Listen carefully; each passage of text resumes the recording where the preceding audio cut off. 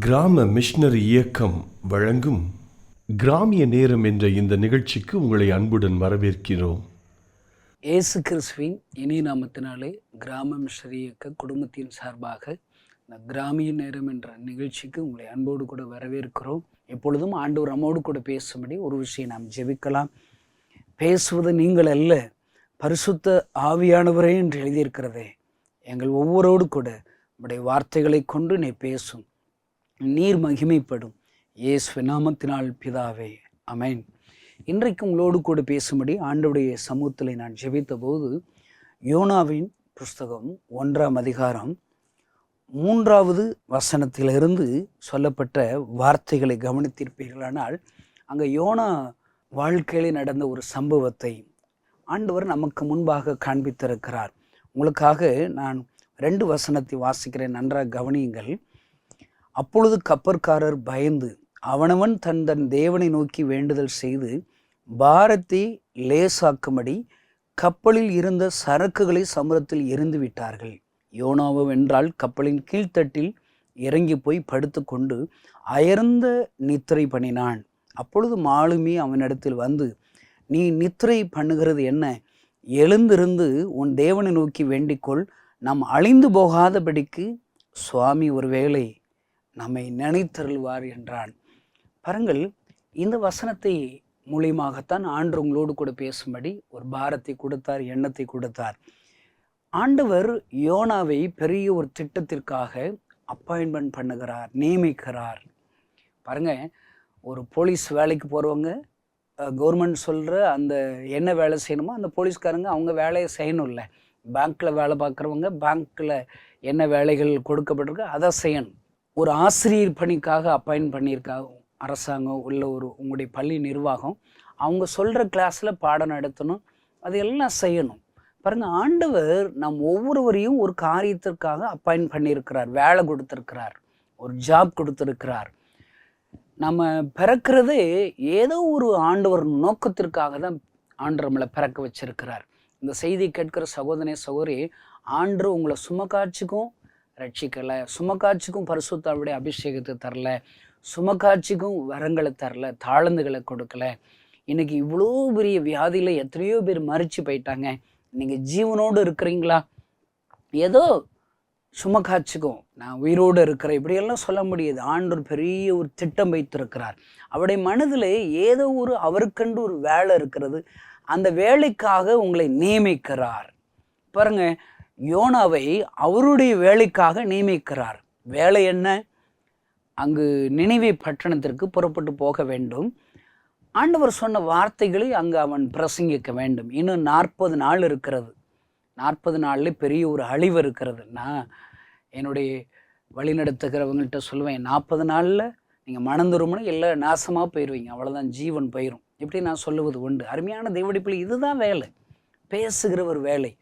எப்பொழுதுமே ஊழியத்து குறித்து நான் அடிக்கடி மற்றவர்கள் சொல்லும்போது, ஊழியம் என்பது கடப்பார கம்பி எடுத்து குத்துற வேலை கிடையாது. மண்வெட்டி எடுத்து நெற்றி வேர்வை செஞ்சு வெட்டணும், அதெல்லாம் ஒன்றும் கிடையாது.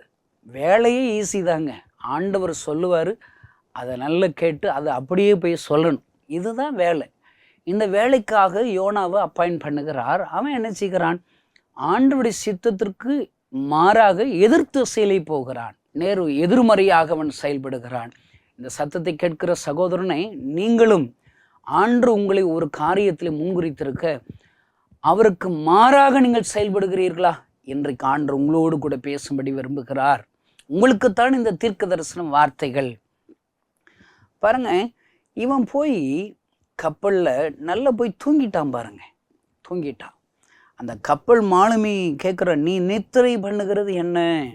ஆண்டு ஒரு வேலைக்காக உங்களை வச்சிருக்கிறாரு, நீங்கள் போய் தூங்கிட்டு இருந்தா என்னங்க அர்த்தம்? இன்னைக்கு ஏன் எழுப்புதல் இல்லை? சிம்பிளுங்க.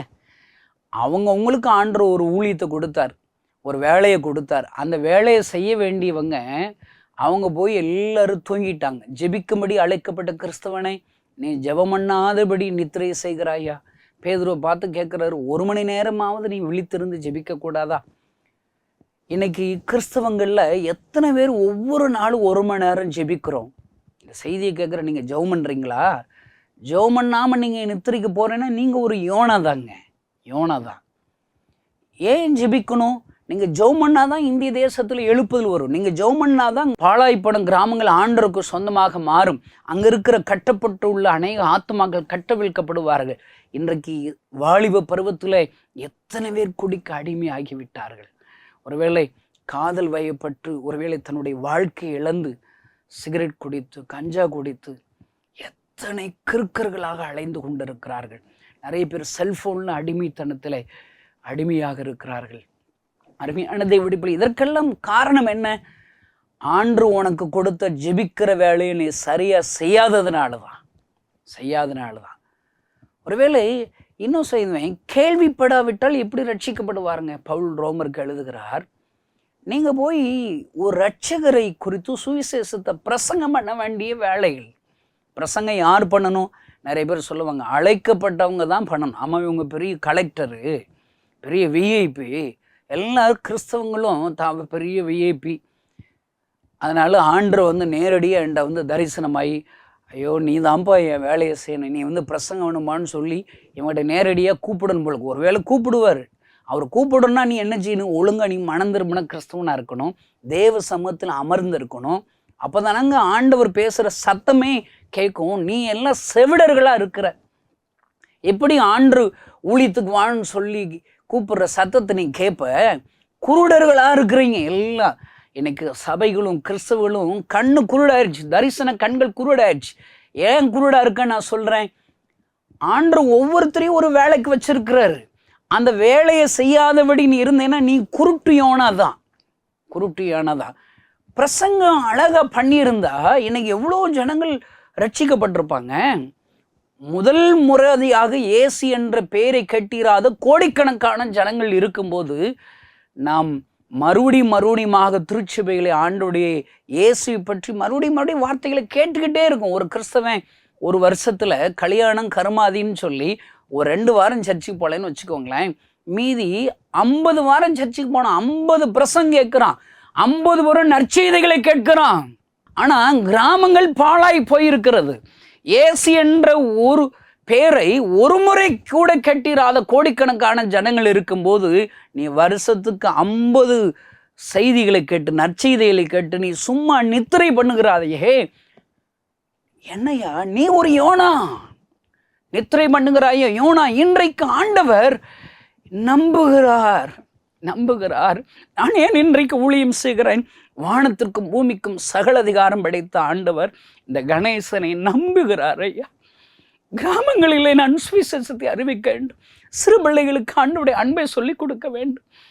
ஒருவேளை கட்டப்பட்டுள்ள வாலிபர்களை அவர்களை கட்டப்பட்டிலிருந்து விடுவிக்க வேண்டும் என்று ஏசப்பா என்னை நம்புறாருங்க. அதனால தான் எனக்கு ஜீவனை கொடுத்தார். நான் ஏன் ஊழியம் செய்கிறேன்? எனக்கும் கிறிஸ்தவத்திற்கும் சம்பந்தமே கிடையாது. ஒருவேளை என்னுடைய அப்பா பேர் கருப்பையா, அம்மா பேர் சரஸ்வதி, இயேசு என்ற பெயரை கூட கேட்டிராதவன். இயேசுவுக்கு நான் ஊழியம் செய்கிறேன். கஷ்டங்கள் இருக்கிறது ஐயா, நெருக்கங்கள் இருக்கிறது, எத்தனையோ தேவைகள் என்னை நெருக்குகிறது. எவ்வளோ லட்சக்கணக்கான தேவைகள் இருக்கிறது. ஒருவேளை எல்லோருக்கும் நான் அறிமுகமான ஒரு ஊழியக்காரன் இல்லை. எங்களுடைய ஸ்தாபனம் எல்லோருக்கும் தெரிந்த ஒரு ஸ்தாபனம். இப்படி ஒரு ஸ்தாபனம் இருக்குதா? கேள்விப்படாத ஜனங்கள் தான் நிறைய இருக்கிறாங்க. ஆனாலும் இந்த ஊழியத்தை நாங்கள் தொடர்ந்து செய்கிறோம். ஏன்? என் ஆண்டவர் என்னை நம்புகிறார், எங்களுடைய மிஸ்டர் இயக்கத்தை நம்புகிறார். நாங்கள் இன்னும் துரிதப்பட வேண்டும் என்று நாங்கள் விரும்புகிறோம் ஐயா, விரும்புகிறோம். பாருங்கள், இந்த கணேசன் ஏன் இப்படிப்பட்ட பெரிய ஒரு பாரத்தை சுமந்து கொண்டு என் ஆண்டவருக்காக செயல்படுகிறான்? காரணம் ஒன்றே ஒன்று தான், ஆண்டவர் எனக்கு உயிர் கொடுத்தாருங்க. எங்கள் ஊருக்கு வர்றவங்களை பெரிய ஒரு அறுவாளை எடுத்து அவர்களை பயமுறுத்தி, ஏன் இந்த கிராமத்திற்கு வருகிறீர்கள் என்று சொல்லி விரட்டி அடித்து விடுவேன். இயேசு என்றால் எனக்கு பிடிக்காது. ஆனாலும் என்னுடைய இருதயத்தில் ஒரு பெரிய ஒரு வியாதினாலே டாக்டர்கள் இறந்து விடுவாய் என்று சொன்னபோது மரண தேதி முன்குறித்து விட்டார்கள். நான் உயிர் வாழ ஆசைப்பட்டு எல்லா இடங்களுக்கு சென்று ஒன்றும் ஆகாதபடி சாகர நிலைமையில இயேசுவிடத்திலே நான் ஜெபித்தேன். இயேசு எனக்கு உயிர் கொடுத்தார் ஐயா. வியாதி இருந்ததற்கான அறிகுறி கூட இல்லை என்று டாக்டர்கள் சொல்லிவிட்டார்கள். என் ஆண்டவர் எனக்கு ஜீவனை கொடுத்திருக்கிறார். என்னை நம்பி எனக்கு உயிர் கொடுத்திரு. எதற்காக? ஆண்டவர்க்கென்று ஒரு திட்டம் வைத்திருக்கிறார் ஐயா. லட்சக்கணக்கான கோடிக்கணக்கான கிராமத்தில் இருக்கிற ஜனங்களை என் ஆண்டவருடைய அன்பை உணர செய்யும்படி என்னை நியமித்திருக்கிறார் ஐயா. ஒருவேளை இப்படிப்பட்ட நம்பிக்கிற இயேசுவை அந்த ஊழியத்தை செய்யாதபடி நான் தூங்கினாள். எத்தனை வேதனை ஐயா இயேசுவுக்கு. இங்கு யோனா நித்திரை செய்கிறான். சகோதரே சகோதரி, இன்றைக்கு நீ உன் வாழ்க்கையை ஒப்பு கொடுத்து உன்னை எதற்காக அழைச்சார், எதற்காக உனக்கு ஜீவனை கொடுத்தார் எல்லாம் நீ யோசித்து பார்த்து உன் ஆண்டவர் உன்னை அர்ப்பணிச்ச தெரிந்து கொண்ட அந்த நோக்கத்திற்கு உன் வாழ்க்கை அர்ப்பணிக்கணும். இன்றைக்கு ஏன் எழுப்புதல் இல்லை? அவர் கொடுத்த வேலையை யாருமே சரியாக செய்யலை. ஊழியக்காரங்க அவர் கொடுத்த வேலையை சரியாக செய்யலை. ஆரம்ப நாட்களில் பயங்கரமாக கிராம ஊழியம் பார்த்துருப்பாங்க, தெருவா பிரசங்கம் பண்ணியிருப்பாங்க. கொஞ்சம் வசதிகள் வந்த உடனே அவங்க ஊழியம் செய்கிறத விட்டுருவாங்க. அதுக்கடுத்து பிரசங்கம் மட்டும்தான் இப்படி ஊழியம் செய்யணும், அப்படி ஊழியம் செய்யணும். இன்றைக்கு நான் 25 வருஷத்துக்கு முன்னாடி நான் கிராமங்களில் நான் மாத்திரம் சுவிசேஷத்தை பிரசங்கிக்க ஆரம்பித்தேன். இப்பொழுது நான் அந்த ஊழியத்தை செய்கிறத விட்டுட்டா ஆண்டவர் சும்மா விடுவாராங்க? இல்லைங்க, நான் சாகும் வரை தெரு பிரசங்கம் பண்ணணும்னு சொல்லி விரும்புகிறேன். தெருவில் நின்று சிறு பிள்ளைகளுக்கு ஆண்டவருடைய அன்பை சொல்லிக் கொடுக்கும்படி விரும்புகிறேன். ஒருவேளை ஆண்டவரிடத்திலே ஜெபிக்கும் போது, ஆண்டவரே ஒவ்வொரு நாளும் நீ எனக்கு கொடுத்த வேலையை செய்து முடித்து சந்தோஷத்தோடு கூட நித்திரைக்கு செல்ல வேண்டும் என்று விரும்பி நான் பயத்தோடு நடுக்கத்தோடு என் வாழ்க்கையை அர்ப்பணிக்கிறேன். அருமையான கிறிஸ்தவ நண்பர்களை, உங்களை குறித்து என்ன பாருங்க. இவன் நித்திரை செய்ததுனால, இவன் ஆண்டவருடைய சித்தத்திற்கு மாறாக நடந்ததுனால இவனுக்கு மாத்திரம் பிரச்சனை இல்லைங்க, இவங்க கூட டிராவல் பண்ணுகிற எல்லாருக்கும் பிரச்சனை தாங்க. ஒருவேளை சகோதரனே, நீ ஒரு யோனாவா இருக்கிறையா, நீ ஒரு பெரிய கம்பெனியில் வேலை பார்த்தாலும் அந்த கம்பெனிக்கே பிரச்சனை தான். நீ யோனாவா இருந்து ஒரு திருச்சபையில் ஒரு அங்கத்தினராக இருக்கையா, அந்த திருச்சபைகளுக்கு பிரச்சனை தான். நான் யோசிச்சு பார்த்தேங்க, இங்கு பெரிய ஒரு புயல் வருது, அலைகள் அடிக்கிறது. அவங்க செய்கிற காரியம் என்ன? அந்த பாரத்தை லேசாக்கும்படி. இப்போ பாரம் ரொம்ப இருக்குதுன்னா கப்பல் முங்கிரும். அப்போ என்ன செய்கிறாங்க? அந்த பாரத்தை லேசாக்கும்படி நிறைய சரக்குகளை சமுத்திரத்தில் போட்டாங்களே. இதை யோசிச்சு பார்க்கும்போது, இப்போ கப்பல் தாங்க ஒரு சபை. திருச்சபையில் ஒருத்தங்க ரட்சிக்கப்பட்டு மனம் திரும்பி திருச்சபையில் சேர்க்கப்படுறாங்க. அவங்களுக்கு ஆண்டவருடைய அன்பை சொல்லிக் கொடுப்போம், ஞானசாரனா என்னன்னு சொல்லிக் கொடுப்போம், பரிசுத்தாவுடைய அபிஷேகத்தை பெறதுக்கு சொல்லிக் கொடுப்போம், அந்நிய பாஷை ஆண்டவரிடத்திலிருந்து பெற்று பேசுவதற்கு சொல்லிக் கொடுப்போம். இது எல்லாம் இந்த காலகட்டங்களெல்லாம் எவ்வளவு நாள் இருக்கணும்? ஒரு நல்ல ஒரு சீசனை உருவாக்குவதற்கு இயேசு கிறிஸ்துவுக்கு 3.5 வருஷம் ஆகுதுங்க. 3 வருஷம் தாம் செய்த ஊழியத்திலே தன்னோடு கூட அவர்களை இணைத்து கொண்டு அவர்களுக்கு ஆண்டவர் காரியங்களை கற்றுக் கொடுக்கிறார். ஆண்டவர் அந்த மரித்து அடக்கம் பண்ணப்பட்டு 3ஆம் நாள் உயிரோடு கூட எழுந்து பரத்துக்கு புறப்பட்டு போகும்போது ஆண்டவர் இந்த அவர்கள் உருவாக்கின சீசர்களிடத்துல தான் செய்த அந்த பணியை, வேலையை நீங்கள் செய்யுங்கள் என்று சொல்லி, உலகம் முழுவதும் நீங்கள் புறப்பட்டு போய் சுவிசேஷத்தை பிரசங்கியுங்கள், நான் சொல்லி கொடுத்த எல்லா ஊழியத்தையும் நிறைவேற்றுங்கன்னு சொல்லி கொடுத்துட்டு போயிட்டாருங்க. அப்போ ஒரு நல்ல சீசனை உருவாக்குவதற்கு 3.5 வருஷம் தாங்க ஆகுது. இந்த சத்தத்தை கேட்கிற கிறிஸ்தவ நண்பர்களே, நீங்கள் எத்தனை வருஷம் சர்ச்சுக்கு போகிறீங்க? 3.5 வருஷம் போய் ஆண்டோட அன்பை சொல்லி கொடுத்தல, அவ்வளோதாங்க. நீங்கள் அதுக்கடுத்து நீங்கள் ஏதாயிலும் ஒரு ஊழியத்தை செய்யணும். நான் நிறைய இடங்களில் பார்க்குறேன், இன்றைக்கு சர்ச்சுக்கு வரலாட்டா ஏன்பா சர்ச்சுக்கு வரலேன்னு கூப்பிட்றோம், சண்டே கிளாஸுக்கு வரலாட்டா ஏன் சண்டே கிளாஸுக்கு வரலன்னு சொல்கிறோம், பைபிள் ஸ்டடிக்கு வரலாட்டா ஏன் பைபிள் ஸ்டடிக்கு வரலேன்னு கூப்பிட்றோம். அதே ஊழியக்காரர் இத்தனை வருஷத்தில் ஒரு ஆத்துமாவை உன்னால் ஆதாயப்படுத்தி சர்ச்சு கூட்டு வர முடியல, கேள்வி கேட்கணுங்க. கேள்வி கேட்குறீங்களா? 3.5 வருஷத்தில் அவங்க ஆண்டவருக்காக ஒரு நல்ல சீசனாக மாறி அவங்க ஆத்தும ஆதாயம் பண்ணணுங்க. என்னை பொறுத்தளவுக்கு 3 வருஷத்துக்கு மேலே அவங்க கனி கொடுக்கலையா, ஆத்தும ஆதாயகரம் மாறலையா, சீசனாக மாறலையா, அவங்க திருச்சபைக்கு பெரிய ஒரு பாரங்க. அவங்க இருக்கிறதுனால திருச்சபை நகராது. அருமையான கிறிஸ்துவ நண்பனை, நீ திருச்சபைக்கு பாரத்தை கொடுக்கிற ஒரு விசுவாசியாக இருக்கிறாயா, முதல்ல ஒன்றை தாங்க தூக்கி போடணும். கடலுக்குள்ளே தூக்கி போடுற வேண்டியதான். சபையை விட்டு விலைக்கு வரணுங்க. நீ இனிமேல் சபைக்கு வராத. 3.5 வருஷம் கற்றுக்கொண்டு என்ன பிரயோஜனம்? நீ ஒன்று இந்த சபையை விட்டு தூக்கி போட்டுருணுங்க. ஆண்டவர் அவனை பார்த்து கொள்வார். தேவ கரத்தில் ஒப்பு கொடுத்துருணுங்க. நீங்கள் ஐயோ அவன் கொடுக்குற காணிக்கு பேரும், ஐயோ 50 பேர் வந்தாங்க அதில் ஒரு எண்ணிக்கை குறைஞ்சிரும்னு சொல்லி அவனை வச்சுக்கிட்டே இருந்தா எல்லாம் அந்த கிறிஸ்தவனை போல தான் சப்பானி கிறிஸ்தவனாக மாறிடுவாங்க. இன்னைக்கு திருச்சபையே சப்பானிகளாக தான் இருக்குது. திமிர்வாத திருச்சபையாக இருக்குது. உயிர் இருக்கிறது, ஆனால் எழுந்து நடக்க முடியாத திமிர்வாத திருச்சபையாக இருக்கிறது. ஐயா, அருமையான தேவனுடைய பிள்ளைகளை, இவர்கள் பாரத்தை லேசாக்கமுடைய சரக்குகளை தூக்கி போடுறாங்க. நான் இன்னைக்கு உங்கள்கிட்ட இன்னொரு காரியத்தை சொல்கிறேங்க. உங்களுக்குள்ள யோனாவிட்ட இருக்கிற அந்த சுபாவங்கள் உங்கள்கிட்ட இருக்கான்னு யோசிச்சு பாருங்க. தூக்கி எறிய வேண்டிய சுபாவங்கள். இப்போ நீங்கள் ஆண்டவருடைய வேலையை செய்வதற்கு உங்கள் வாழ்க்கையில் எதெல்லாம் தடையாக இருக்குதோ அதையெல்லாம் தேவையில்லாத சரக்குகள், பாருங்க. நான் சொல்லுவேன், உன்னுடைய சுபாவம் இருக்குது, அந்த சுபாவத்தை தூக்கி எறி. கோபம் அந்த ஊழியத்தை தடை பண்ணுதா? ஆண்டவர் நியமித்த அந்த வேலையை செய்கிற தடை பண்ணுதா? அந்த கோபத்தை தூக்கி எரி. என்னை பொறுத்தளவுக்கு அப்பாவாக இருந்தாலும் சரிதான், அண்ணனாக இருந்தாலும் சரிதான், ஒருவேளை தம்பியாக இருந்தாலும் சரிதான். எதுங்க உங்கள் ஊழியத்தை தடை பண்ணுதுங்க? பணம் தடை பண்ணுதா? ஐயோ, நான் ஊழியத்துக்கு போயிட்டா இவ்வளோ பெரிய சொத்து போயிருன்னு நினைக்கிறீங்களா? உயிர் போயிருங்க. உங்களை தூக்கி எரிஞ்சிருவார் ஏசப்பா. அருமையான தேவனுடைய பிள்ளை, நான் பேசுகிற காரியம் கடினமாக இருக்குனாங்க. ஆனால் நான் உங்கள் ஒவ்வொருவரும் செயல்படும்படி விரும்புகிறேன் ஐயா. ஐயோ, இன்றைக்கு யோனாவினுடைய கப்பலுக்கு நிறைய காற்றடிக்கிறது, அலைகள் மோதுகிறது, கப்பல் முங்குற ஆப்புல நிலைமைகள் வருகிறது. இன்றைக்கு அதே நிலைமை தாங்க இன்றைக்கு ஊழியத்திற்கும் திருச்சபைகளுக்கும். இவ்வளோ பெரிய போராட்டங்கள் நம்மளை சுற்றி சூழ்ந்திருக்கிறதையா. நாம் செயல்பட வேண்டும், நாம் திறப்பிலை நிற்க வேண்டும், நாம் ஆண்டவருடைய பாரத்தை சுமந்து இயேசு உயிரோடு இருக்கிறார் என்பதை நிரூபித்து காண்பிக்க வேண்டும். ஆனால் நாம் நித்திரை செய்கிறோமே.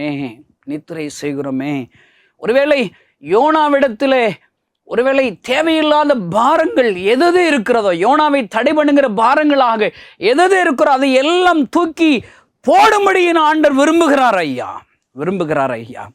பைபிளில் பாருங்க, ஆண்டவருடைய வார்த்தைகளை அப்படியே கேட்டு அதை செய்யாத சவுலை மாற்றிடுறாருங்க. அவ்வளோதான், சவுலுக்கு பதில் தாவீதை அப்பாயின்மெண்ட் பண்ணிடுறாரு. இன்னும் பாருங்க, நீங்கள் பைபிளில் இதே மாதிரி யூதாஸ் கொரித்து தவறிட்டானா அவன் செய்ய வேண்டிய வேலையை சீட்டு போட்டு எடுத்து இன்னொருத்தரை நியமிச்சாச்சு. வசதி சரியில்லையா? எஸ்தரை ஆண்டவர் எழுப்பி 127 நாடுகளுக்கு ஆசீர்வாதமாக ஆண்டவரால் மாற்ற முடியுங்க. ஆண்டவரால் மாற்ற முடியும். உங்கள் சபையில் ஒருவேளை ஒருவன் இடரல் உண்டாக்குகிற, பாரம் உண்டாக்குகிற சப்பானி கிறிஸ்தவங்களா இருக்கீங்களா? ஆண்டவர் சொல்றார், ஒருத்தன் இடரல் உண்டாக்கணும், ஒருத்தன் தலையில் எந்திர கல்லில் கட்டி கடல் ஆழத்தில் தூக்கி எறிங்கிறார். இந்த செய்தி கேட்கிற சகோதரன் சொன்ன யாராக இருந்தாலும் சரி, என் ஆண்டவருடைய கோபாக்கனை உண்மையில் வரும் ஐயா. அத்திமரம் ஆண்டவர் வைப்பார், பாதுகாப்பார், அதுக்கு நல்ல அவன் ஓங்கி வளர செய்வார். ஆனால் என்ன செய்யணுங்க? கனி கொடுக்கணும்.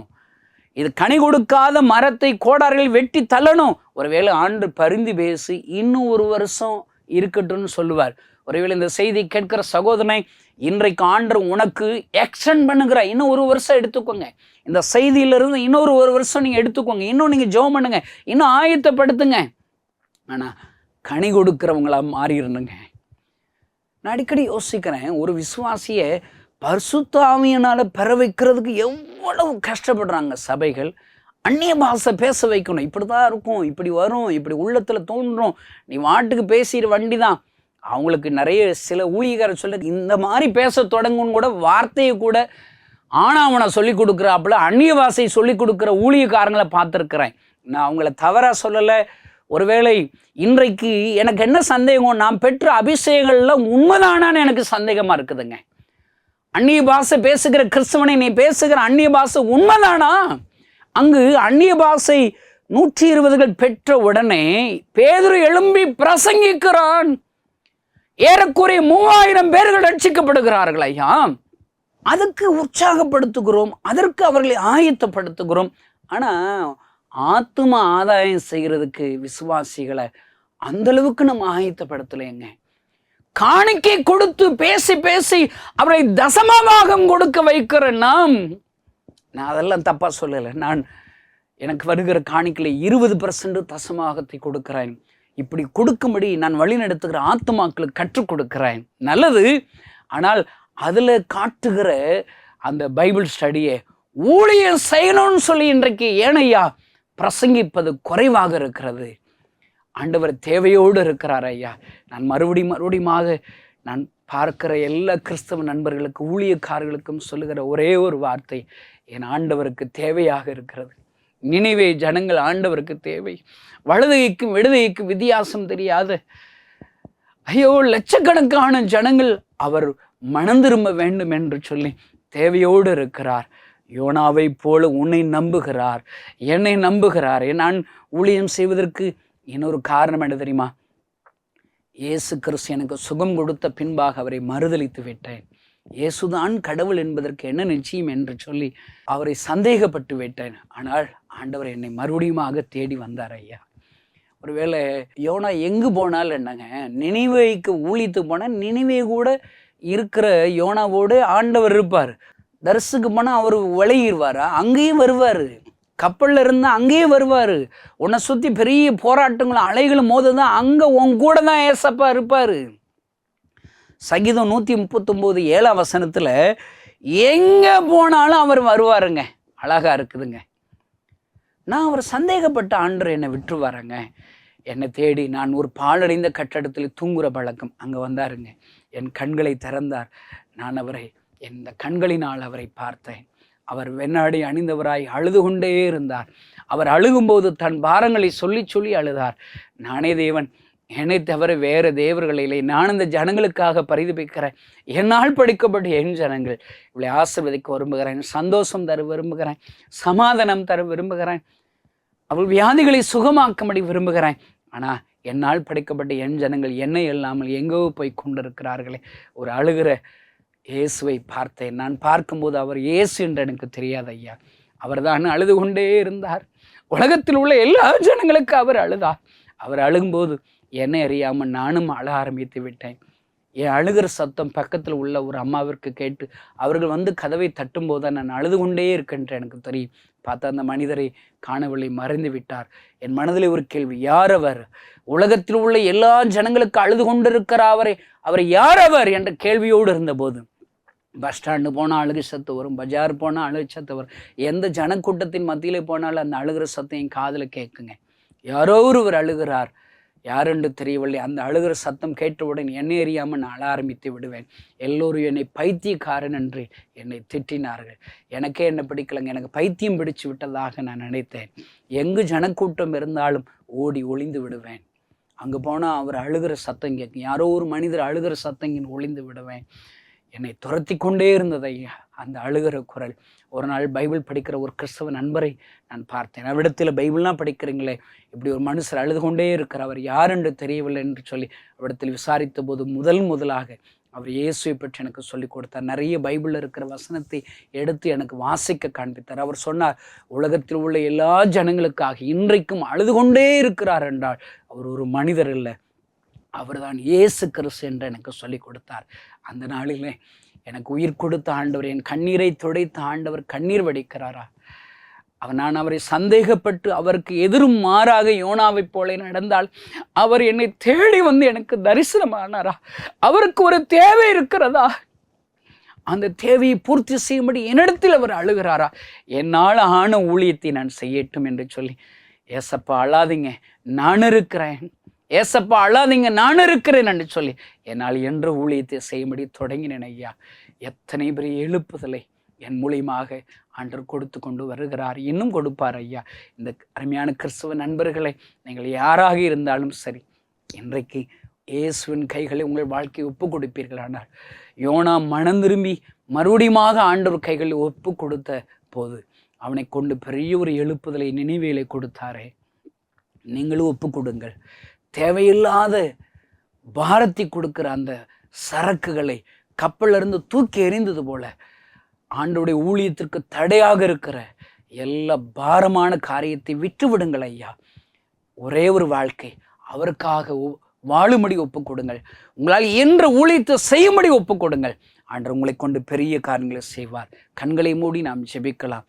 பரலோகத்தில் இருக்கிற எங்கள் அன்பு தகப்பனே, என்னை நம்புகிறீர், யோனாவை நம்பினது போல எங்கள் ஒவ்வொருவரையும் நம்புகிறீரே.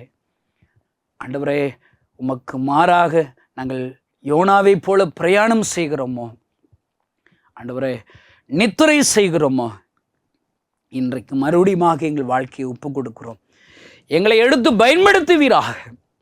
எசப்பா, அழாதீங்க, நான் இருக்கிறேன் என்று சொல்லி இன்னும் ஒரு விஷயங்களை அர்ப்பணிக்கிறோம். அப்பா, எங்களை எதற்காக தெரிந்து கொண்டீரோ, எந்த வேலைக்காக எங்களை நீர் அப்பாயின்மெண்ட் பண்ணினீரோ அதை நிறைவேற்றுவீரான சொல்லி வைக்கிறோம். நம்முடைய கண்ணீர் துடைக்கப்படட்டும். எங்கள் மூலியமாக லட்சக்கணக்கான ஆத்துமாக்கள் மண்டையிலே வரட்டும். அப்பா, இந்த செய்தி கேட்கிற ஒவ்வொருவரையும் மனந்திரும்பின ஒரு யோனாவாக, லட்சங்களுக்கு ஆசீர்வாதமாக உண்டாக்கின ஒரு யோனாவாக மாற்றும். எங்கள் திருச்சபைகளை மாற்றும். திருச்சபைகள் இருக்கிற ஒவ்வொருவரும் உண்மையான சீசர்களாக, செயல்படுகிற சீசர்களாக மாற்றும். ஆண்டவரே, செயல்படாத சீசர்கள் எல்லாம் திருச்சபைக்கு வேணாம். ஆண்டவரே, அவங்கள தூக்கி திருச்சபைகளை விட்டு எரியப்பட உதவி செய்வீராக.